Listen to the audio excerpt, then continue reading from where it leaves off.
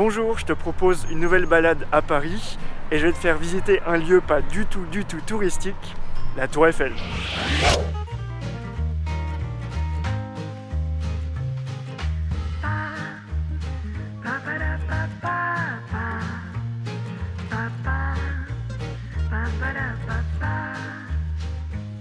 Pour l'Expo universelle de 1889, on a voulu construire un monument digne de commémorer les 100 ans de la Révolution française. L'exposition s'étendait sur 95 hectares, la Tour Eiffel était au centre de l'attention, c'était énorme.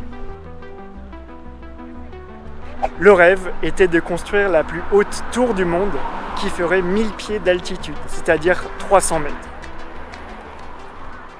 Effectivement, la Tour Eiffel à ses débuts a été la plus haute tour du monde et cela pendant 41 ans, jusqu'à la construction du Chrysler Building à New York. Aujourd'hui, elle fait environ 330 mètres avec son antenne. Parmi 107 projets, c'est celui de l'entrepreneur Gustave Eiffel qui a été choisi. Sachant qu'à l'époque, le fer n'était pas vraiment un matériau élégant, c'est plutôt la pierre qui était en vogue. Un des projets favoris du jury était cette tour soleil qui était censée représenter un énorme phare. Avant la Tour Eiffel, l'édifice le plus haut du monde était le monument de Washington. Il était fait de pierre et on savait qu'il avait fallu énormément de temps pour le construire. Et comme il restait à peine 3 ans avant l'exposition universelle, le timing était vraiment short. Le jury a donc opté pour le projet de Gustave Eiffel qui semblait bien plus rapide.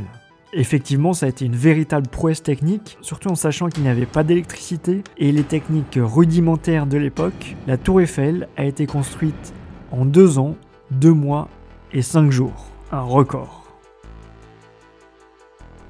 Les 18 000 pièces de métal ont d'abord été préfabriquées à Levallois-Perret, dont les industries de Gustave Eiffel. Puis elles ont été apportées ici sur le site et assemblées. On compte entre 150 et 300 ouvriers, une cinquantaine d'ingénieurs. Sur la Tour Eiffel, il y a un total de 2,5 millions de rivets. Et pour mettre un rivet, on avait besoin de la force de 4 personnes. Concernant les piliers, ceux-ci reposent sur des fondations en béton à quelques mètres sous le niveau du sol. Pour la construction des piliers côté sud, aucun problème, mais côté nord, comme vous pouvez le voir, les piliers se situent proches de la Seine. Et pour que les travailleurs puissent travailler sous le niveau de l'eau, il a fallu construire des énormes caissons en métal hermétique en y injectant de l'air compressé pour faire évacuer l'eau. La Tour Eiffel a été construite avec du fer poudlé, très résistant, sauf que la pollution et la rouille endommagent vraiment la structure. C'est pour ça qu'il faut repeindre régulièrement la Tour Eiffel. Jusqu'à aujourd'hui, elle a été déjà repeinte 20 fois et elle a eu différentes couleurs. En ce moment, on peut voir un jaune métallique. À l'origine, elle était rouge métallique. Sur l'ensemble de la Tour Eiffel, il y a plus de 60 tonnes de peinture. Ça correspond à environ une dizaine d'éléphants.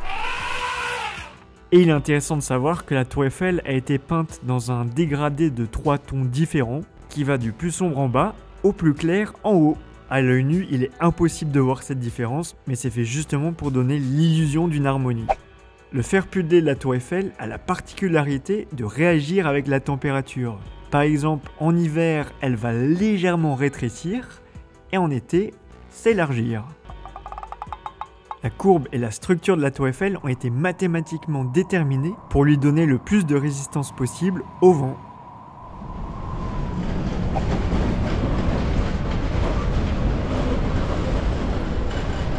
Pour monter au sommet de la Tour Eiffel en 1889, la véritable prouesse technique a été de construire des ascenseurs fiables. Et ils fonctionnent encore aujourd'hui avec le même système hydraulique. Au tout début de la Tour Eiffel, il n'y avait pas d'électricité, donc on produisait de l'énergie en brûlant du charbon. Et encore aujourd'hui, on peut voir une de ces vieilles cheminées. En additionnant tous les voyages combinés de tous les ascenseurs sur un an, tu pourrais voyager 2,5 fois autour du monde.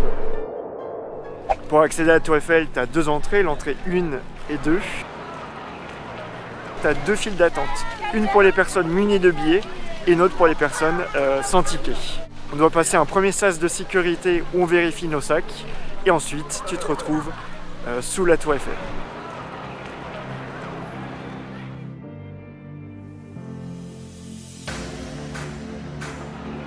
Ensuite, pour monter sur la Tour Eiffel, tu as 2 choix.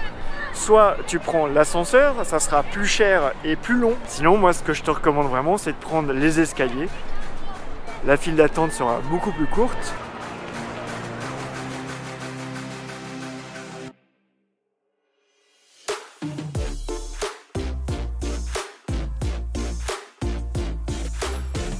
Par contre, pour aller au sommet, tu es obligé de prendre l'ascenseur.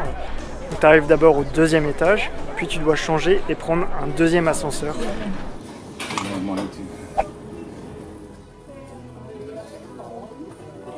Au troisième étage, tu pourras apprécier cette magnifique vue sur Paris. Si tout comme moi, tu as un bon objectif de caméra, tu pourras voir parfaitement la place de l'Étoile, la place de la Concorde, le Grand Palais et le pont Alexandre III, les Invalides, Saint-Sulpice, le Panthéon, le Louvre et même Notre-Dame et Montmartre. Au même étage, on peut voir le bureau de Gustave Eiffel et dans cette mise en scène, on peut le voir en train de rencontrer Thomas Edison. Oui, car la tour Eiffel avait été vraiment transformée en laboratoire scientifique. Par exemple, elle avait été utilisée pour les premières transmissions radio et Gustave Eiffel avait fait installer ce bureau notamment pour des observations astronomiques. Et c'est vraiment ça qui a sauvé la tour Eiffel. Autrement, elle n'était pas censée rester plus de 20 ans. Donc l'ingénieur Gustave Eiffel a tout fait pour sauver son bébé. Et d'ailleurs, à propos de science, on peut voir au premier étage des noms de scientifiques connus. Évidemment, aujourd'hui, on n'imagine pas Paris sans la tour Eiffel. Mais il faut se dire que la tour Eiffel a vraiment failli être démantelée. Déjà, même avant sa construction, elle était au cœur des débats. Un groupe d'artistes et d'intellectuels ont commencé à écrire des critiques très virulentes à l'égard de la Dame de Fer. Les insultes ont vraiment fusé.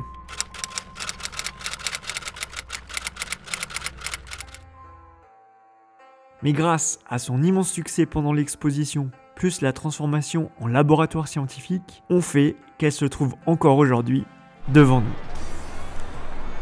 Est-ce que tu connais l'histoire de l'homme qui a essayé de vendre la tour Eiffel? C'était justement à cette époque où la tour Eiffel était encore menacée de démantèlement. Un véritable escroc du nom de Victor Lustig a envoyé des invitations aux 5 plus larges compagnies de ferrailleurs.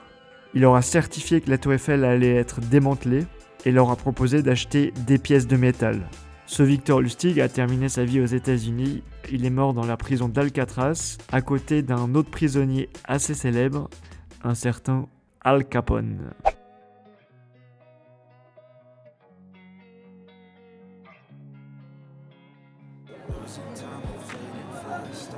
Nous voici au deuxième étage et je trouve que c'est le meilleur panorama sur Paris.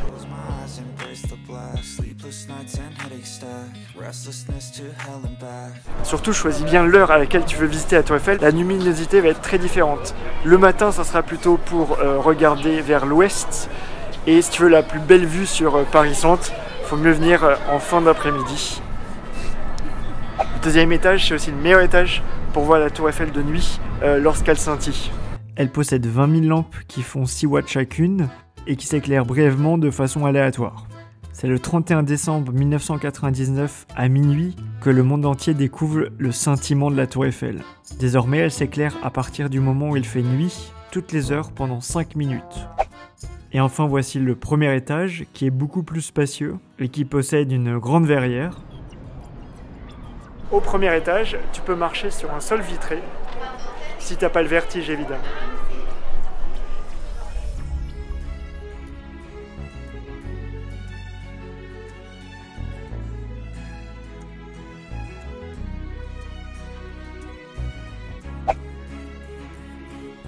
Dans les petites ruelles latérales sur le côté de la tour Eiffel, c'est là où tous les Instagrammeurs viennent prendre des photos. C'est vrai que c'est quand même assez pittoresque. Je te partage le nom de ces rues dans la description sous la vidéo. Il y a d'autres points de vue sublimes sur la tour Eiffel.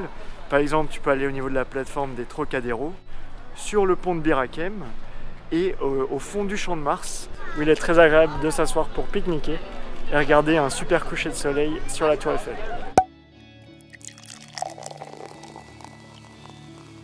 Et voici la plus belle vue sur la tour Eiffel, la plateforme des Trocadéro. Je te conseille de venir ici assez tôt le matin. Tu vois, là, il n'y a pas beaucoup de monde encore.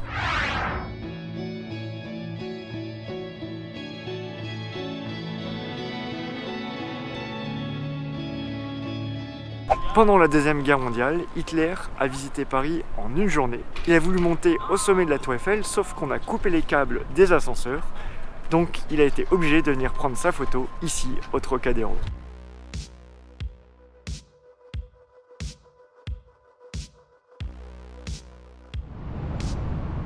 Juste devant la Tour Eiffel, voici le pont d'Iéna. Ce pont construit en 1808 porte le nom d'une célèbre victoire napoléonienne et il expose 4 cavaliers qui représentent un soldat grec, un soldat romain, un soldat arabe et un gaulois. En descendant les escaliers au pied du pont, tu pourras trouver ces croisières, une bonne idée de visite juste après la Tour Eiffel. Et me voici tout au centre du pont Bir Hakeim qui offre également une vue spectaculaire sur la Tour Eiffel. Bir Hakeim est également le nom d'une victoire française. Il s'agit cette fois-ci d'une bataille de la Seconde Guerre mondiale qui opposait les troupes allemandes et françaises en Libye. C'est le seul pont de Paris avec un aqueduc sur lequel le métro passe.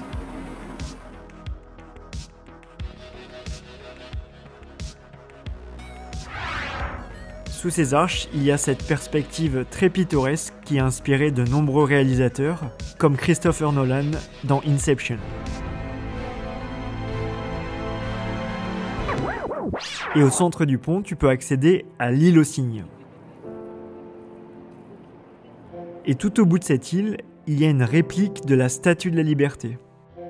Plus petite que sa grande sœur, elle avait été placée sur cette île à l'occasion de l'Exposition universelle de 1889. Et sur la plaque qu'elle tient sont gravées les dates de la Révolution américaine et française. La structure de la véritable Statue de la Liberté avait elle aussi été fabriquée dans les industries de Gustave Eiffel, ce qui lui fait un véritable point commun avec la Tour Eiffel. Les deux statues de la Liberté ont été placées de façon à se regarder l'une et l'autre.